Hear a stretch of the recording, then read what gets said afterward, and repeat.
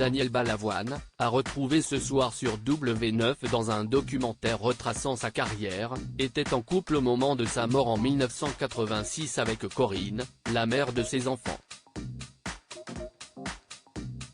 Elle a depuis refait sa vie avec un homme bien connu de la télévision. Le chanteur, Mon fils ma bataille, tous les cris les SOS. Tant de tubes qui ont marqué la chanson française, et qui sont tous l'œuvre d'une même personne, Daniel Balavoine. Ce dernier est à l'honneur ce mercredi 19 juillet à 21h05 sur W9, dans un documentaire appelé Vivre ou survivre, qui est une référence à un autre célèbre morceau de l'artiste. L'occasion de s'intéresser à ce dernier, et plus précisément à sa vie sentimentale, lui qui, au milieu des années 1970, est tombé fou amoureux d'une femme prénommée Corinne Barcessa. Ils ont eu 2 enfants ensemble, Jérémy et Johanna.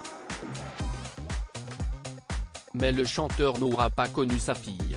En effet, cette dernière était dans le ventre de sa maman lorsque son célèbre père mourra en janvier 1986 dans un accident d'hélicoptère survenu lors d'une mission humanitaire en Afrique, en marge du rallye Paris-Dakar. Une véritable tragédie, qui a probablement dévasté Corinne Barcessa. Mais elle a su trouver suffisamment d'énergie pour aller de l'avant et repartir à zéro. Tout en élevant ses enfants, orphelins de leur papa. Elle a notamment fait la rencontre du réalisateur Serge Calfon au début des années 2000, et l'a épousé.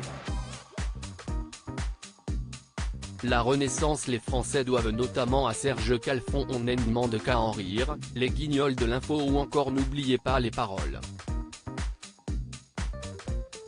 Des émissions cultes de la télévision française. Ensemble, le couple a accueilli 2 enfants. Corinne Barcessa s'est également assuré une belle carrière professionnelle, co-signant notamment un livre avec l'animatrice Sandrine Dominguez, sur le syndrome du nid vide, sentiment de tristesse et de solitude que ressentent les parents lorsque leurs enfants quittent la maison pour la première fois, note de la rédaction.